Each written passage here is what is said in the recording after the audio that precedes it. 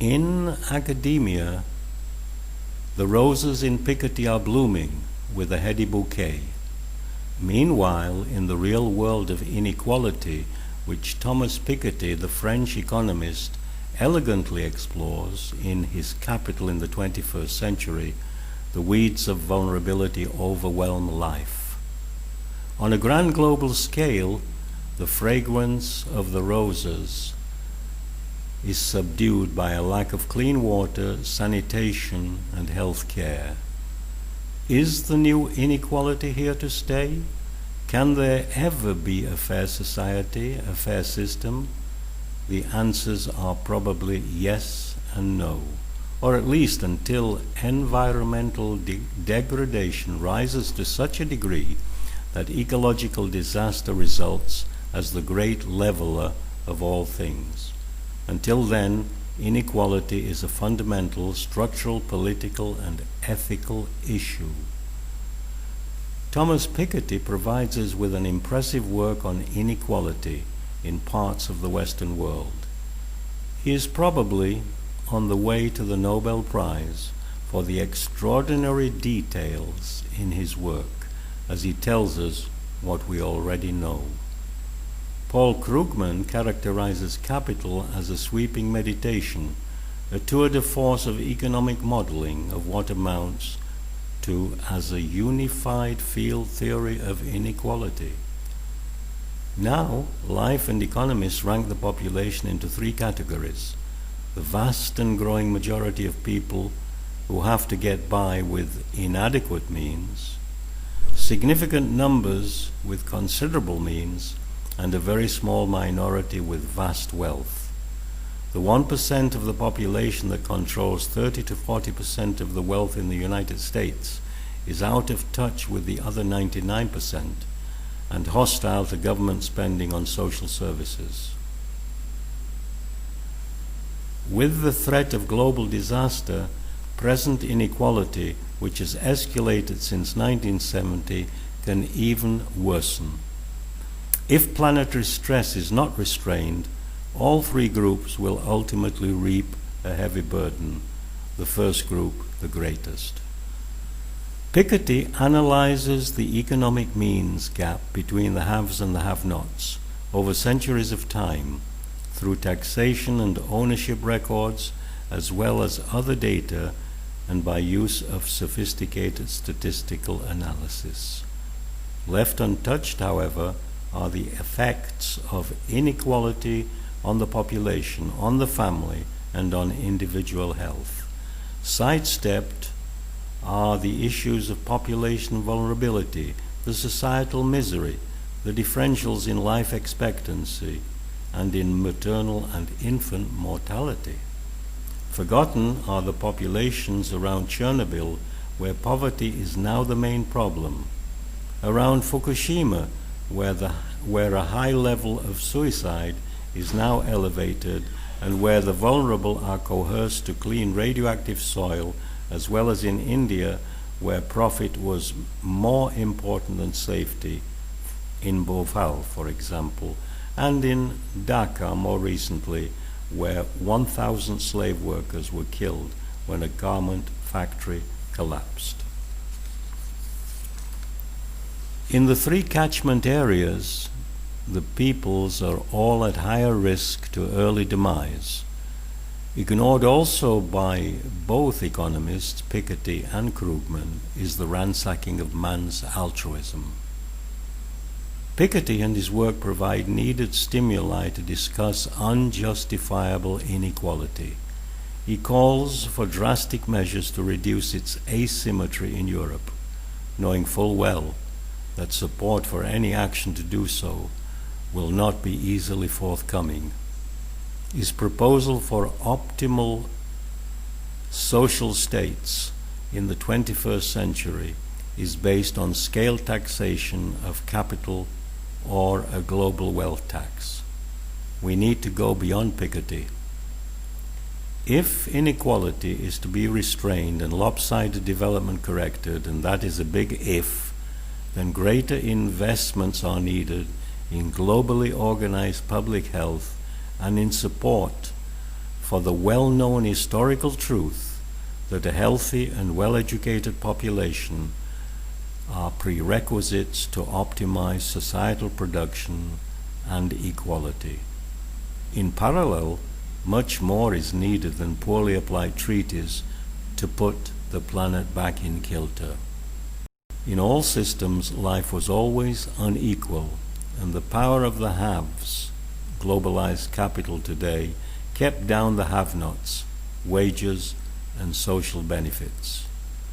There is a reluctant interest in the structural causes of poverty, or in hunger, or to protect the environment, or to ensure work for all, or to provide appropriate protection for the family.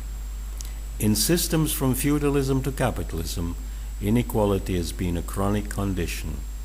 In modern times, state action has been used to restrain vulnerability as a result of war or economic depression. Deep-rooted, disruptive, and dramatic trails of human suffering have been left in war and in peace. Prayers and uprisings, positive philanthropy, well-meaning actions of sensitive reformers, and socialism are some of the responses to the horrors of inequality. They have encouraged the emergence of social policy such as mother and child care as a first step to social welfare following on from war or in preparation for war. Now is the time to give interdisciplinary public health a chance in the war on inequality, on the war for equality. Immersed in our daily lives, we remain unaware of each cancer death every few minutes, and we become desensitized to the growth of disaster-related vulnerability, as well as to the gap growth. In Greece and from Greece, profits have gained additional ground during the ongoing crisis. Incomes and pensions have been trimmed. Unemployment, suicide, and inequality have been driven up. Tax evasion remains uncontrolled. Tax policy is non-progressive, and development is stalled.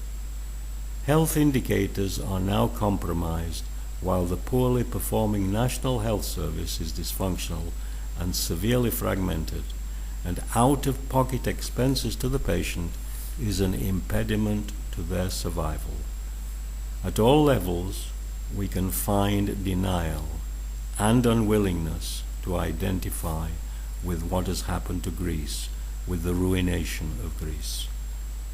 In a world of dramatic climate change, where greed and corruption prevail, where market forces and competition are dominant, and where social safety nets are being weakened or dismantled, the haves and the greater haves will continue to resist gap closure and oppose spending on social welfare.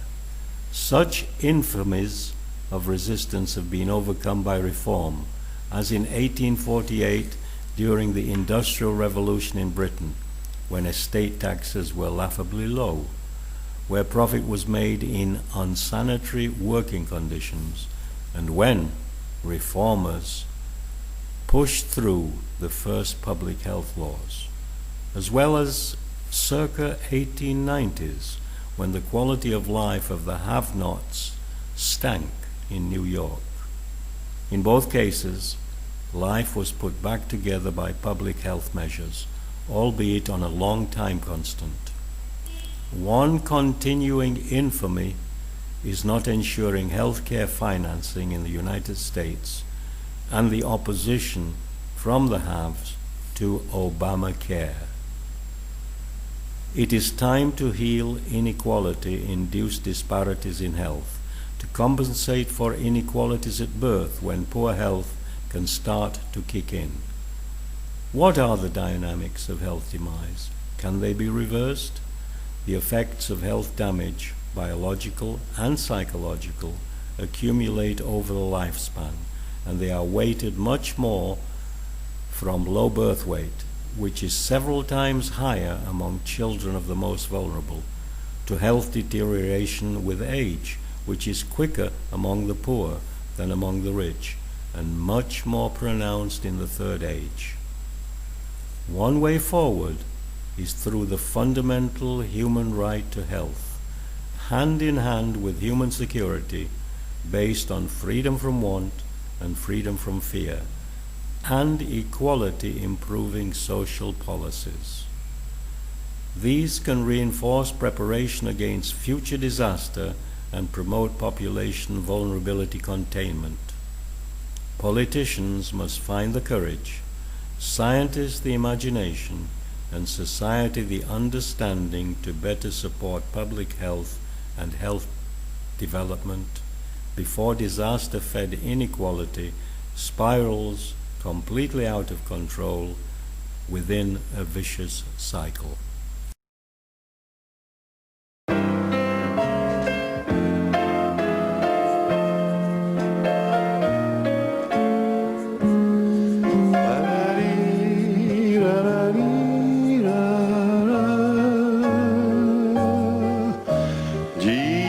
Que cette ère nous semblait vieillot, aujourd'hui il me semble nouveau. Et puis surtout c'était toi et moi, ces deux mots ne vieillissent pas.